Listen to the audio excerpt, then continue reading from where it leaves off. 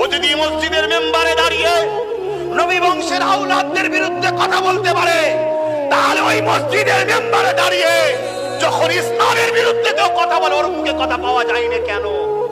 তখন বুঝে নেওয়া দরকার যে আমার ইসলামকে মেটাবার জন্য সেজে আছে। মাফ করবেন, সবাই নয়, কিন্তু দুঃখের সাথে বলছি 100টা যদি রাখা হয় 90টা আজকের দিনে নিজের ঈমান আমল বরবাদ করে দিয়েছে। সামান্য কিছু পয়সার জন্য তারা নিজেদের ঘরে বিক্রি করে দিয়েছে। তাদের মধ্যে কিছু পীর সাহেবও আছে, তাদের মধ্যে কিছু পীরজাদা আছে, তাদের মধ্যে কিছু মুফতি মৌলানা আছে, তাদের মধ্যে কিছু আলেম আছে।